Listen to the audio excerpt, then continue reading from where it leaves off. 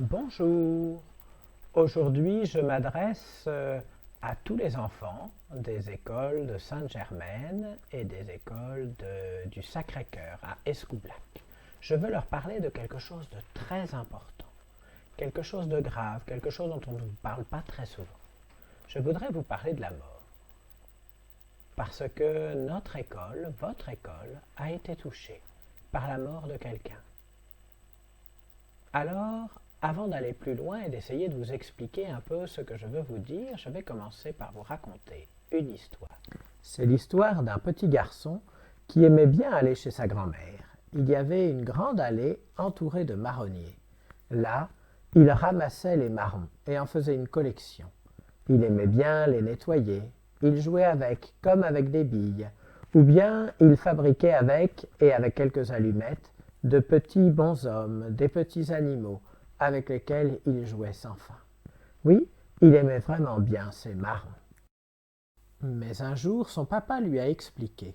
Les marronniers vieillissaient, certains étaient malades. Ils vont peut-être mourir ou devoir être coupés. Il faut planter de nouveaux marronniers. Regarde dans ta collection et choisis le plus beau marron, puis amène-le-moi. Nous le mettrons d'abord dans du coton avec de l'humidité pour qu'il puisse germer. Ensuite, nous pourrons le planter et en faire un vrai marronnier. C'est exactement ce qu'il fit. Et au début, à voir le marron germer, il n'était pas très content. Ça ne ressemblait à rien. Ensuite, il a fallu le mettre dans la terre et il a même complètement disparu. Mais quelques jours plus tard, le germe avait pris une toute autre allure. Il y avait une pousse et même quelques feuilles. C'était déjà un petit marronnier qui naissait dans ce pot. Du pot, il est passé dans la terre et de la pousse est venu un tronc et un bel arbre.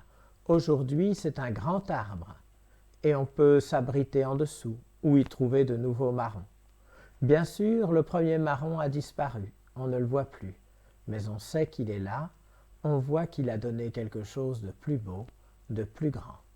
Finalement, l'avoir perdu est un bonheur, car désormais, c'est un bel arbre que nous avons trouvé. Avez-vous compris ce qui est arrivé à ce marron?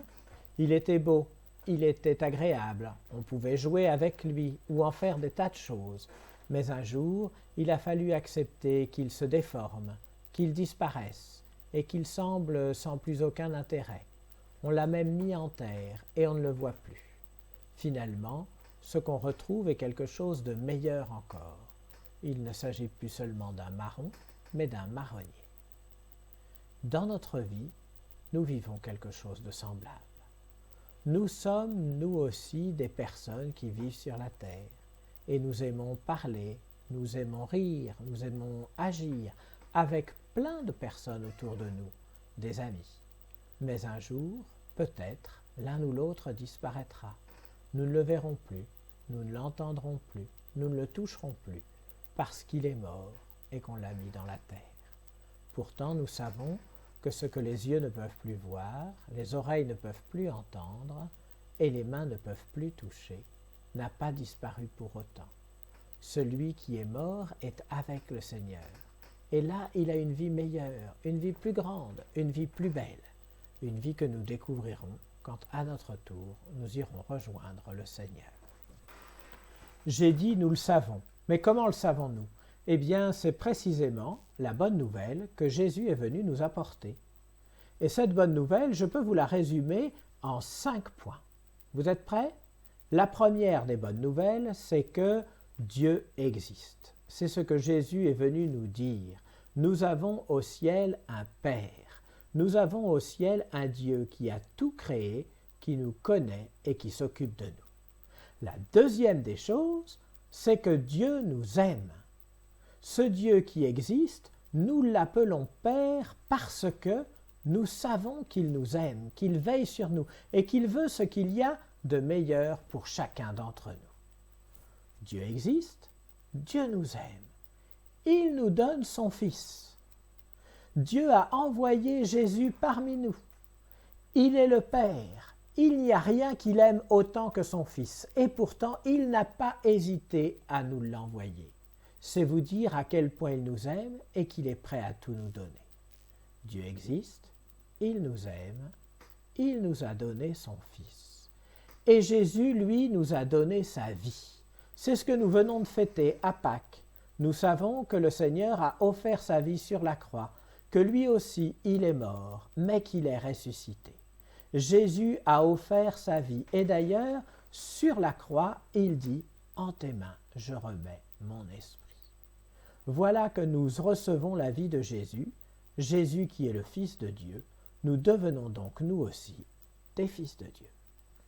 Dieu existe, il nous aime, il nous donne son Fils, qui nous donne sa vie, et du coup, nous vivons éternellement. Nous vivons comme le Fils de Dieu. Nous vivons auprès du Père dans le paradis. Voilà la conclusion de cette bonne nouvelle. Ce Dieu qui existe et qui nous aime, il nous donne son Fils, qui nous donne sa vie, pour que nous vivions avec lui pour toujours. Ainsi donc, nous savons que ceux dont le corps est parti dans la terre, parce qu'ils sont morts, ont leur esprit dans le ciel, et que nous les retrouverons un jour auprès de Jésus. Vous comprenez donc ce que je veux vous dire.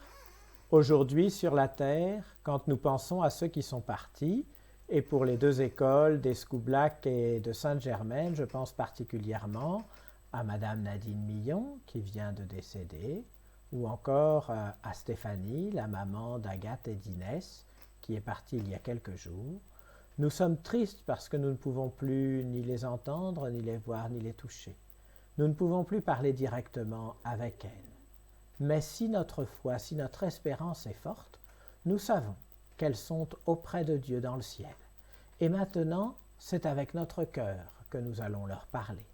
Et nous savons déjà qu'un jour nous les retrouverons.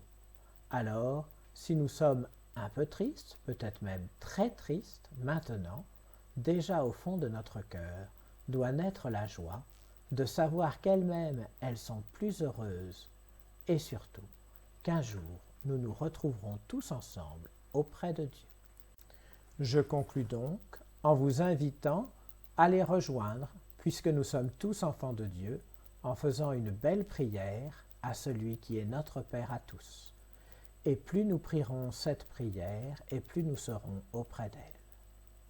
Notre Père, qui es aux cieux, que ton nom soit sanctifié, que ton règne vienne, que ta volonté soit faite sur la terre comme au ciel. Donne-nous aujourd'hui notre pain de ce jour. Pardonne-nous nos offenses, comme nous pardonnons aussi à ceux qui nous ont offensés. Et ne nous laisse pas entrer en tentation, mais délivre-nous du mal. Amen. Voilà. Restons unis dans la prière, entrons dans l'espérance, demandons au Seigneur d'affermir notre courage et de les accueillir, tous ces défunts, auprès de lui, pour toujours. Amen.